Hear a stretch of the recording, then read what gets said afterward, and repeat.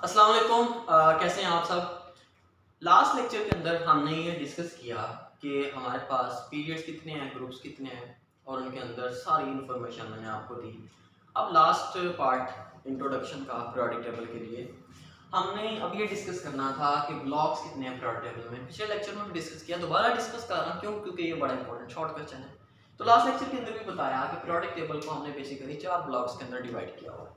पहला ये ब्लॉक है जिसे हम एस ब्लॉक कहते हैं क्योंकि इसकी इलेक्ट्रॉनिक कॉन्फ़िगरेशन एस में एंड होती है। फिर ये ब्लॉक आ जाता है जिसे हम डी ब्लॉक कहते हैं क्योंकि इसकी इलेक्ट्रॉनिक कॉन्फ़िगरेशन डी में एंड होती है। और लास्ट में हमारे पास ये आ जाता है जिसे हम पी ब्लॉक कहते हैं जिसकी इलेक्ट्रॉनिक कॉन्फ़िगरेशन पी में एंड होती है। और ये वाला हमारे पास क्या कहलाएगा, एफ ब्लॉक। तो टोटल हमारे पास 4 ब्लॉक हैं इनके अंदर, ठीक है ना, पीरियोडिक टेबल के अंदर। अच्छा, अगर मैं इसको आगे फर्दर लिख दूं तो एस ब्लॉक के अंदर कौन कौन से आपके पास आ जाता है, फर्स्ट ए आ जाता है और सेकंड ए आ जाता है। ये आपके पास एमसीक्यूज के तौर पे आते हैं, इसलिए मैं इसको अलग लिख रहा हूँ। ओके। और पी ब्लॉक के अंदर हमारे पास थर्ड ए से लेकर जो आपके पास 8 ए तक के जितने भी ग्रुप्स हैं वो पी ब्लॉक में आ जाते हैं, ये भी याद रखिएगा। और डी ब्लॉक के अंदर जितने भी आपके पास एलिमेंट्स हैं फर्स्ट बी से लेकर 8 बी तक वो सारे आ जाते हैं। और एफ ब्लॉक के अंदर आपके पास आते हैं लैंथेनाइड्स और एक्टिनाइड्स। बड़ा ही आसान है याद करना, कोई ज़्यादा स्टफ नहीं है, बल्कि जब आपको ये याद होता है ना आपको ज़्यादा अच्छा लगता है, ज़्यादा मज़ा आता है पढ़ने में। लेकिन लास्ट पे हाँ ये है मज़ेदार चीज़ जो आपको शायद बुक में पीरियोडिक टेबल में नहीं मिलेगी। ये बड़ी मुश्किल से, मतलब मुश्किल तो नहीं, मतलब कोशिश करके मैंने निकाल ली थी, तो इसलिए इसको थोड़ा अच्छे तरीके से सुनिएगा।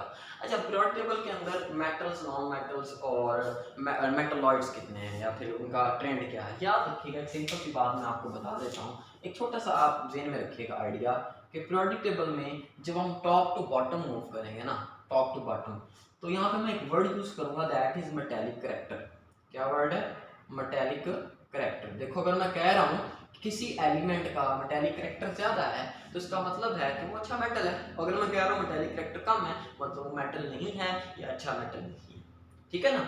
अच्छा, अब पीरियोडिक टेबल में जब हम टॉप टू बॉटम जाएंगे तो याद रखिएगा मेटेलिक करेक्टर इंक्रीज होगा, मतलब पीरियोडिक टेबल की आपको बॉटम पे अच्छे मेटल्स मिलेंगे, ठीक है ना।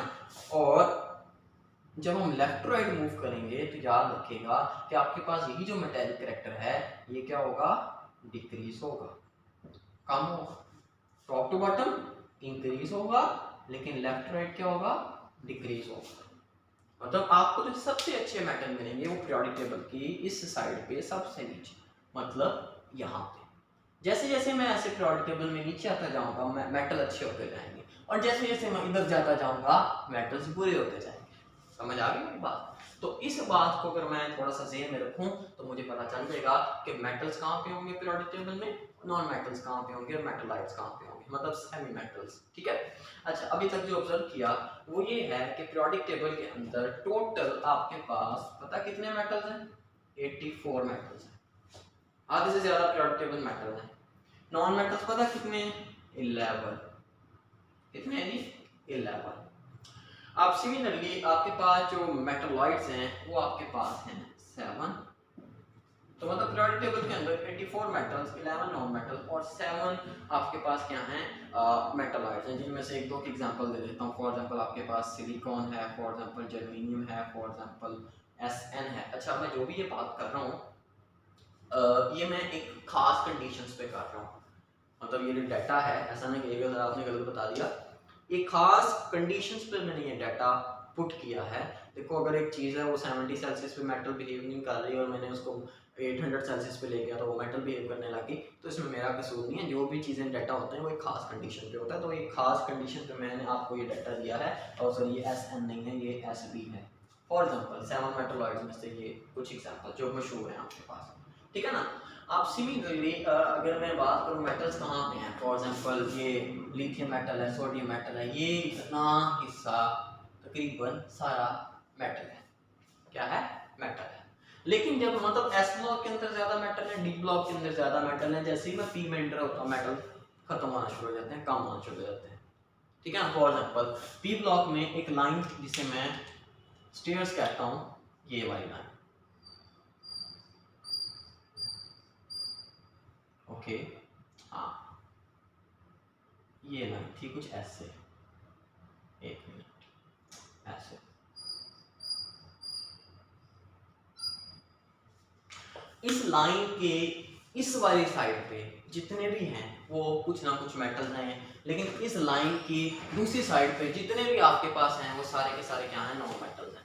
तो आई थिंक ये आपको मतलब आपने बोरॉन से लाइन खींचना शुरू करनी है, स्टेयर्स बनानी है, तो पीरियोडिक टेबल में आपको पता चले उधर वाले सारे नॉन मेटल्स हैं और इधर वाले सारे मेटल्स हैं with a few exception. For example hydrogen जो है वो मेटल नहीं है, नॉन मेटल है, और चंद एक यहाँ पे जो मेटलॉइड्स हैं। इस लाइन के साथ साथ जो भी हैं वो सारे के सारे नॉन मेटलॉइड्स हैं, मतलब मेटल भी हैं और नॉन मेटल भी हैं, सेमीकंडक्टर टाइप हैं, लाइक सिलिकॉन है, आर्सेनिक है, टेलोरियम है, पोलोनियम है, दिस एंड दैट, ठीक है ना। तो इसको आपने अच्छे से ध्यान में रखना है। तो मेटल्स, नॉन मेटल्स और मेटलॉइड्स हो गए। अच्छा, अब सॉलिड्स कितने हैं? पीरियोडिक टेबल के अंदर अप्रोक्सीमेटली आपके पास 79 सॉलिड्स हैं। जो मैं उन एलिमेंट्स की बात कर रहा हूँ जो नेचुरली अकरिंग है, मतलब नेचुरली अकरिंग है, मैं बाकी जो मैन मेड है उनकी बात नहीं कर रहा। तो 79 आपके पास सॉलिड हैं, लाइक कार्बन सॉलिड है, लाइक आपके पास लिथियम, सोडियम, पोटाशियम, मेटल सारी सॉलिड है, सोया मरकरी के, ठीक है। तो ये आपके पास सॉलिड है। अच्छा, अब इसी तरह से अगर मैं लिक्विड्स की बात करूं, बेसिकली तो पीरियोडिक टेबल के अंदर दो लिक्विड्स हैं जो at STP, at standard temperature and pressure exist करते हैं एज अ लिक्विड। मतलब फॉर एग्जांपल उनमें क्या क्या है आपके पास, ब्रोमीन जो है वो लिक्विड है, नेचुरली लिक्विड है, और उसके अलावा आपके पास मरकरी, ये बेसिकली दो लिक्विड हैं। लेकिन अगर मैं एसटीपी से टेम्परेचर बढ़ा दूँ, तो स्टैंडर्ड टेम्परेचर एंड प्रेशर से ज़्यादा temperature pressure level 40 Celsius, 50 Celsius, 100 Celsius, तो फिर बेटा फिर सारी सी बात है, बहुत सारे आपके पास लिक्विड्स आ जाएंगे। अगर मैं इससे ग्रेटर की बात करूंगा तो आपके पास फिर 6 लिक्विड हो जाते हैं पीरियोडिक टेबल के अंदर, 6 लिक्विड हो जाते हैं। फॉर एग्जांपल इसमें सीजियम आ जाता है, गैलियम आ जाता है, रुबिडियम आ जाता है, फ्रांसियम आ जाता है। सीजियम, गैलियम, रुबिडियम और फ्रांसियम, इनके मेल्टिंग पॉइंट कम होते हैं, तो ये अगर एसटीपी से मतलब 25 सेल्सियस से टेम्परेचर थोड़ा सा ज़्यादा कर दें हम, तो ये भी लिक्विड फॉर्म में ही आपको मिलते हैं, ठीक है ना। और लास्ट, गैसेस कितनी हैं टोटल पीरियोडिक टेबल के अंदर? नेचुरली अकरिंग गैसेस जो हैं वो 11 है। कितनी है? 11। अब इसमें आपके पास ये नोबल गैसेस आ जाती हैं सारी, सारी नोबल गैसेस। ये कितनी होगी? 2, 4 और 6। उसके अलावा फ्लोरीन, ऑक्सीजन, नाइट्रोजन, क्लोरीन, तो ये शामिल कर लें, ठीक है ना। तो मतलब ये आपके पास क्या होती हैं? गैसेस हो जाती हैं। तो यहाँ तक आपका खत्म हो गया डेटा जो भी मैंने आपको प्रोवाइड करना था। अब नेक्स्ट इंशाल्लाह हम ट्रेंड से स्टार्ट करेंगे, that is radius ionization energy. तो बड़ा मज़ा आने वाला है, तो इसको अच्छे से याद करें और अपने दोस्तों के साथ शेयर करें। थैंक यू वेरी मच बच्चों, अल्लाह हाफिज़, अस्सलाम वालेकुम।